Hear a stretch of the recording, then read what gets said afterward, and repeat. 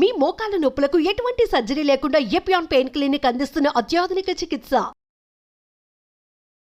And ఇంకోటి ఇప్పుడు oil food అంటే మోస్ట్లీ బిర్యానీనే తింటారు, అందరు వెళ్తే బిర్యానీనే తింటారు. అలాంటి ఆయిలీ ఫుడ్ తిని వెంటనే ఈ డ్రింక్ తాగొచ్చా, వేసుకోవచ్చా? సో ఇక్కడ basically for example we talking about biryani కాబట్టి, లేకపోతే స్పైసీ ఫుడ్ తీసుకున్నప్పుడు కానీ, లేకపోతే మసాలా ఫుడ్. సో నేను జనరల్గా when I did this study నేను ఎలా అసోసియేట్ చేసుకున్నాను అని అంటే, just I put the same question opposite. ఇప్పుడు పెరుగన్నం తిని కోక్ తాగుతారా? No, you feel like yes, yeah, you don't like it. అంటే సంథింగ్ ఏదైతే స్టమక్ సూదింగ్ గా అనిపించింది తీసుకునేటప్పుడు ఇంకో సూదింగ్ ఆస్పెక్ట్ తీసుకోవాలంటే మీకు అనిపించట్లేదు. Point number 1. The reason I put this one so that people can get it. అదే కనుక ఒక స్పైసీ ఐటమ్ తీసుకునేటప్పుడు, for example you're eating some like fried chicken లేకపోతే పిజ్జానో సంథింగ్ లైక్ మీరు చెప్పిన బిర్యానీ తీసుకున్నారు for example, that has got too many spices. మనం యాడ్ చేసినప్పుడు దాంట్లో గార్లిక్ అనో ఇంకా వేరే వేరే ఉంటుంది. సో దట్ ఆ ఎసిడిటీని తగ్గించడం కోసం ఇవి ట్రై చేస్తున్నాం. So simple thing, you turn the question other way around. మీరు ఓన్లీ పెరుగన్నం తిని దాంతోపాటు తాగండి, you don't feel that kick.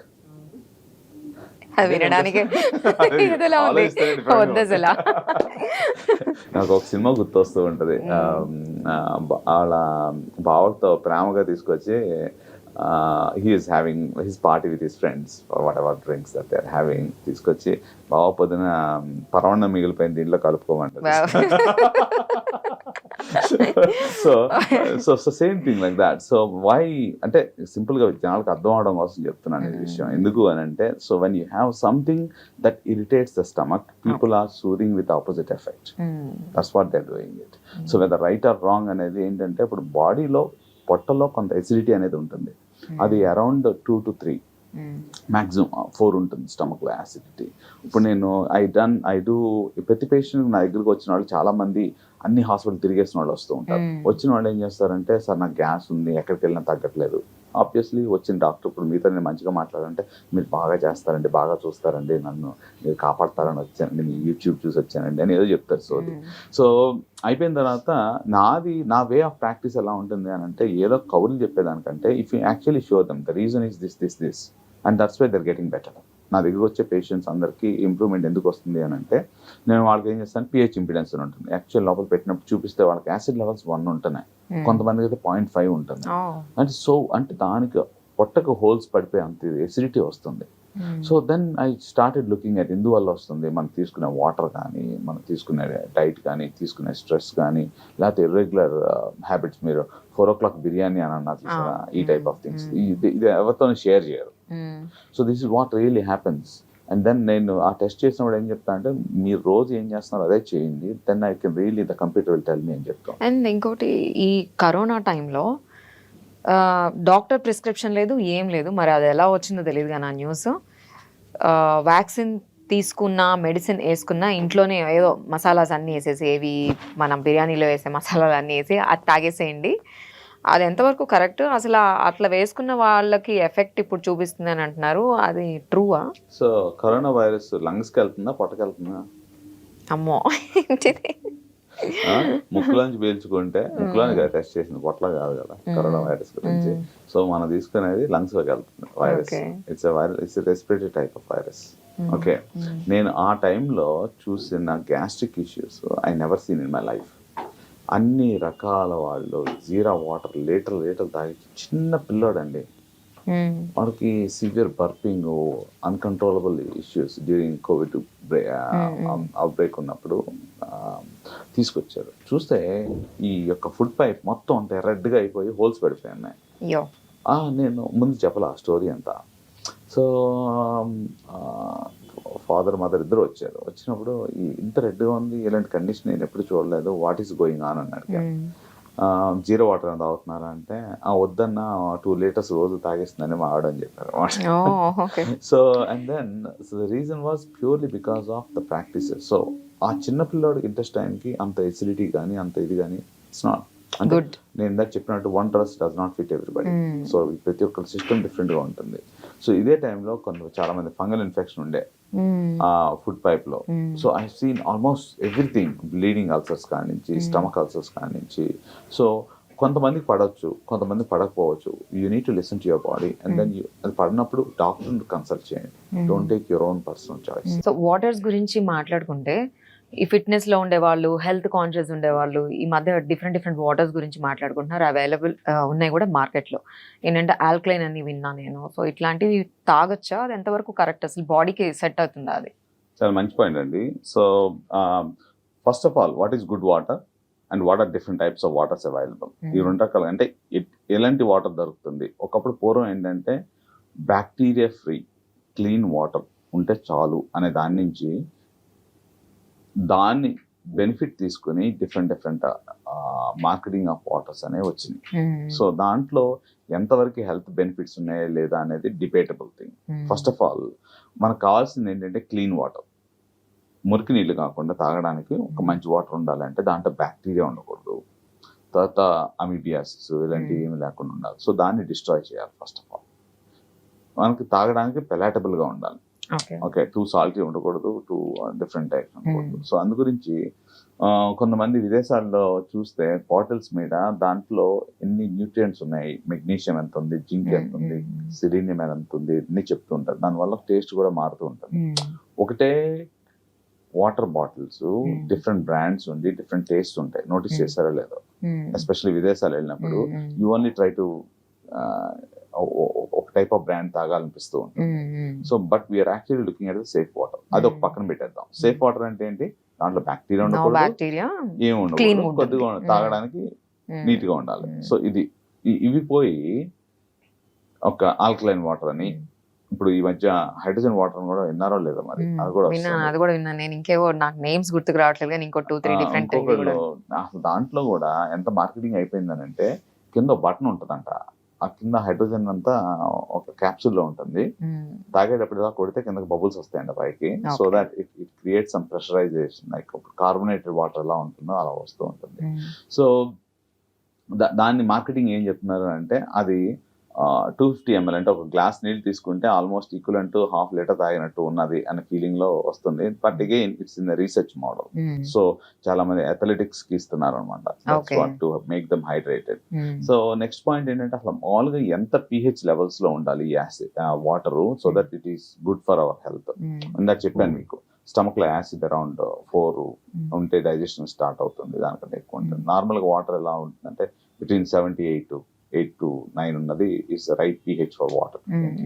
So ఈ ఆల్కలైన్ వాటర్ తీసుకోవడం వల్ల కొంత మనకి బాడీ హైడ్రేషన్ వాల్యూస్ కానీ they are different values. So again these are debatable. Complete గా దీని మీద నేను ఐ డోంట్ థింక్ ఇదే రైట్ వాటర్. కంగన్ వాటర్ అని అంటారు, ఆల్కలైన్ వాటర్ అని అంటారు, హైడ్రోజన్ వాటర్ అని అంటారు, ఎసిడిక్ వాటర్ అనేది ఐ డోంట్ థింక్. బట్ కొన్ని papers, there are too many papers, scientific evidence అయితే లేదు కార్డియాక్ రిస్క్స్ తగ్గుతాయి అని, because they multifactorial, cholesterol, BP అవన్నీ ఉంటాయి కాబట్టి. So those are the various things. But in general I think alkaline water and Kangen waters they're all fine. Make sure most importantly ఏంటంటే దాంట్లో bacteria లేకుండా, contamination లేకుండా చూసుకోవాలి. నాకు వచ్చే గ్యాస్ట్రిక్ పేషెంట్స్ ఏంటంటే ఈవెన్ దో వాళ్ళు మంచి వాటర్ తీసుకున్నా వాళ్ళకి H. pylori ఇన్ఫెక్షన్ అనేది ఒకటి ఉంటుంది పొట్టలో, అది ఎక్కువ అవుతూ ఉంటుంది. సో ఇది ఎందువల్ల వస్తుంది అని అంటే మనకు తాగే వాటర్ మంచిగా ఉన్నా మనం కడుక్కున్న ప్లేట్స్ మంచిగా లేకపోవడం వల్ల కంటామినేషన్ అయ్యి అక్కడి నుంచి బ్యాక్టీరియా లోపలికి వెళ్తూ ఉంటుంది. సో అది అబ్జర్వ్ చేసుకో. ఓకే. అండ్ ఇవి రీహీట్ చేస్తూ ఉంటారు. ఒకసారి హీట్ చేస్తారు కదా, మళ్ళీ అవెన్లో పెట్టి మళ్ళీ హీట్ చేసుకొని తింటూ ఉంటారు. అండ్ ఫ్రైయర్స్ ఒకటి యూజ్ చేస్తుంటారు, ఎయిర్ ఫ్రైయర్ అంటున్నారు. ఇవన్నీ కరెక్టేనా? ఓకే, చాలా మంచి పాయింట్. నేను కూడా కొన్నాను air fryer, to be honest, diet follow అవుదాం అని చెప్పి. So going back in to the microwaves and reheating. So microwave సిస్టంలో ఏమవుతుంది, మనం మామూలు హీటింగ్లో ఏం చేస్తాము, హీట్ డిస్ట్రిబ్యూట్ చేసినప్పుడు పైకి మొత్తం వచ్చి హీట్ అవుతూ ఉంటుంది. సో కొన్నిసార్లు మనం మాడగొట్టినప్పుడు ఏమవుతుంది అని అంటే దాంట్లో ఉన్న యాక్చువల్లీ కొన్ని విటమిన్ సి ఉంది అనుకోండి, సో ఒక టెంపరేచర్లో మొత్తం వెళ్ళిపోద్ది. Okay. So there is very fragile micronutrients, vitamin C. నువ్వు ఎక్కువసేపు హీట్ చేస్తే టక్ లేచిపోతుంది అన్నమాట. సో అలాగే కొన్ని కావాల్సిన విటమిన్స్ కూడా మనకు కొంత బాయిలింగ్ సిస్టమ్ తర్వాత పోతుంది. సో అదే మైక్రోవేవ్స్ యూజ్ చేసినప్పుడు ఎలక్ట్రోమాగ్నెటిక్ వేవ్స్ యూజ్ చేస్తూ ఉన్నాం. సో దాంట్లో పెట్టినప్పుడు హీట్ చేసినప్పుడు కొన్నిసార్లు డీప్ ఫ్రిడ్జ్లో తీసి ఆ ముద్ద పెట్టి చూసారనుకోండి, చుట్టుపక్కలంతా మారుతుంది, అంటే హీట్ అయినట్టు అనిపిస్తుంది. నేను actually break it down inside మాత్రం కుక్ అవ్వదు. అంటే అన్ఈవెన్ హీటింగ్ సిస్టమ్ ఉంటుంది. దాంట్లో ఏమవుతుంది, ఒకవేళ కనుక బ్యాక్టీరియా ఉందనుకోండి, మనం ఏదో ఆ హడావిడిలో వండేసిన తర్వాత ఇలా కలిపేసి ఇచ్చేస్తే ఏమవుతుంది, సో దాంట్లో కొన్ని పోర్స్ ఉంటాయి, బ్యాక్టీరియా పోర్స్. అవి రావడం వల్ల కొంతమందికి వామిటింగ్స్, కడుపులు నొప్పి ఇలాంటివి కూడా జరుగుతూ ఉంటుంది. సో ఎక్కువ రోజులు స్టోర్ చేయకుండా మ్యాక్సిమం ఫ్రెష్ ఎంత కావాలో అంతవరకు వండుకోండి. అంటే ఈ బిజీ లైఫ్లో ఏం చేస్తారంటే ఇష్టం వచ్చేది చేస్తూ ఉంటారు. నాకు నిన్న కాక మొన్న ఒక పేషెంట్ ఒకళ్ళు అడ్మిట్ అయ్యారు. ఆవిడ అలాగే చెప్తుంది, KFC 2 days బ్యాక్ ఫ్రిడ్జ్లో పెట్టిన కనీసం హీట్ చేయకుండా అలాగే తినేస్తుంది అనమాట. సో దీంట్లో వచ్చేది ఏంటంటే 3 types ఆఫ్ ఇన్ఫెక్షన్స్ ఉంటాయి. ఒకటి especially type of food, eggs కానీ చికెన్ కానీ చేస్తూ ఉన్నప్పుడు సాల్మొనెల్లా, టైఫాయిడ్ టైప్ ఇన్ఫెక్షన్స్ వస్తూ ఉంటాయి. కొన్ని ఏంటంటే టాక్సిన్ బేస్డ్ ఫుడ్ పాయిజనింగ్ ఉంటుంది. కొన్ని ఏమవుతుందంటే కొన్ని బ్యాక్టీరియా దాంట్లో స్పోర్స్ అంటాం, అవి ఏంటంటే వాటిని కాపాడుకోవడానికి ఒక షెల్ లాగా క్రియేట్ చేసుకుంటూ ఉంటాయి. వెన్ యూ హీట్ ఇట్ అంత మైక్రోవేవ్, అవి బ్రేక్ అయిపోయి టాక్సిన్స్ కింద వస్తుంది. తీసుకోగానే ఇమీడియట్గా ఫీవర్ రావడం, వామిటింగ్ రావడం, డయేరియా రావడం, ఇలాంటి టాక్సిన్ బేస్డ్ ఫుడ్ పాయిజన్స్ ఇలాంటివన్నీ జరుగుతూ ఉంటాయి అన్నమాట. సో నేను ఇంకో రకంగా చెప్తాను.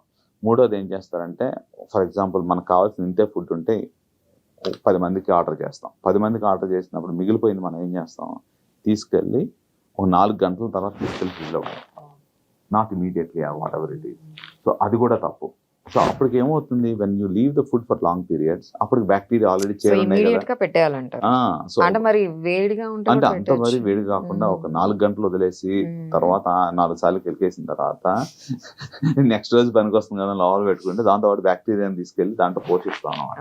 పోషించి బయటికి తీసి దాన్ని పెంచి మళ్ళీ వేరే వాళ్ళకి ఇస్తాం. అసలు ఇదంతా ఎందుకు అంటే ఫ్రెష్ ఫుడ్ వండుకొని బెటర్, ఇంకోటి లేదని అంటారు. ఎగ్జాక్ట్లీ. సో ఇప్పుడు ఈ క్యాన్సర్ గురించి ఎక్కువ వింటున్నాం, విమెన్ కానివ్వండి, మెన్ కానివ్వండి, అండ్ అసలు విమెన్లో ఎక్కువ వింటున్నాం మనం. ఈ క్యాన్సర్ రావడానికి కూడా ఫుడ్ సేఫ్టీ లేకపోవడము, ఏది పడితే అది తినేయడము, ఇట్లాంటివన్నీ రీజన్సా? ఎగ్జాక్ట్లీ, మంచి పాయింట్. సో ఒకప్పుడు లేని క్యాన్సర్స్ ఇప్పుడు ఎందుకు వస్తున్నాయి, అసలు క్యాన్సర్స్ అంటే ఏంటి, కామన్ క్యాన్సర్స్ ఏమున్నాయి, ఈ 3 పాయింట్లుగా డివైడ్ చేసుకుంటే, సో ఎస్పెషల్లీ లేడీస్తో చూసుకుంటే బ్రెస్ట్ క్యాన్సర్, అది జెనెటిక్గా కూడా ఉంటుంది. ఆల్సో మనం తీసుకునే ఆహారం మీద ఆధారపడి ఉంటుంది, అండ్ హార్మోన్స్ మీద ఉంటుంది. అలాగే ఇప్పుడు అన్నిటికంటే ఒకప్పుడు చూడండి ఇప్పుడు చూసేది ఆల్మోస్ట్ వారానికి ఒకసారైనా నేను I try to diagnose 1 cancer. Food పైప్లో ఉంటాము, stomach cancer, intestinal cancer, polyps అని ఉంటాయి.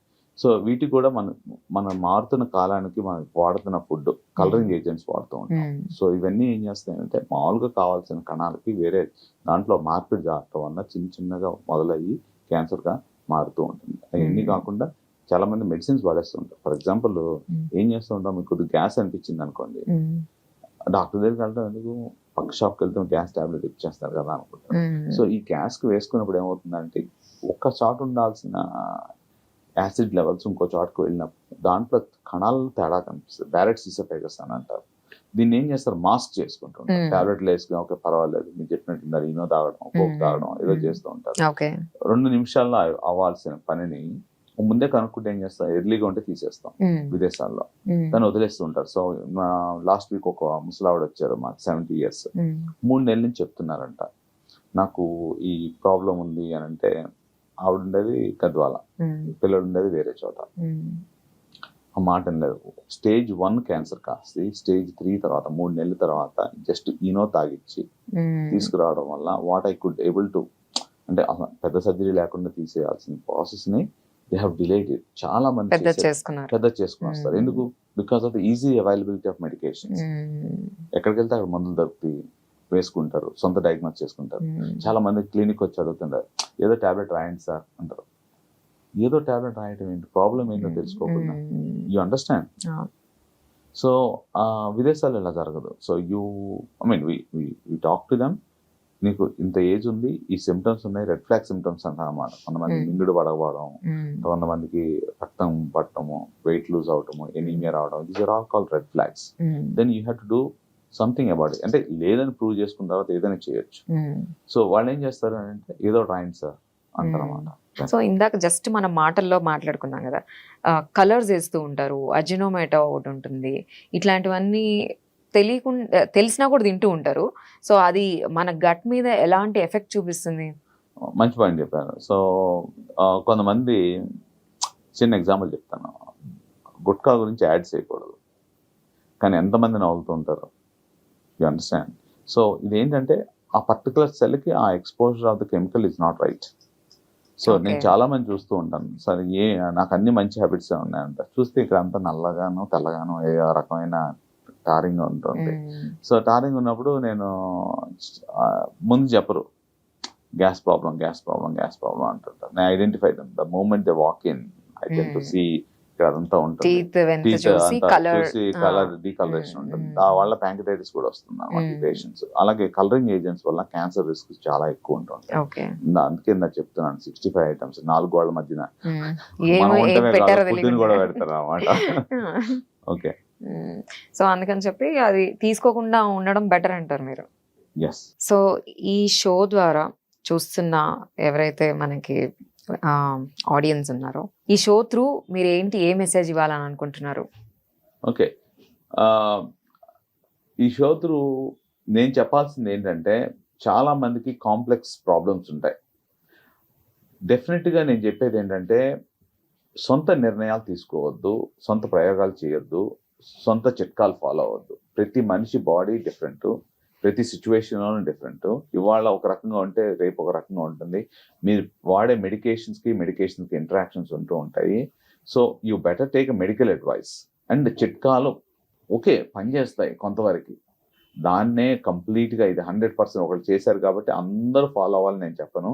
ప్రతి ఒక్కళ్ళ బాడీ డిఫరెంట్, ప్రతి ఒక్కళ్ళు డిఫరెంట్గా ఉంటారు, ప్రతి ఒక్క సిచ్యువేషన్ డిఫరెంట్గా ఉంటారు. Just try and take medical advice.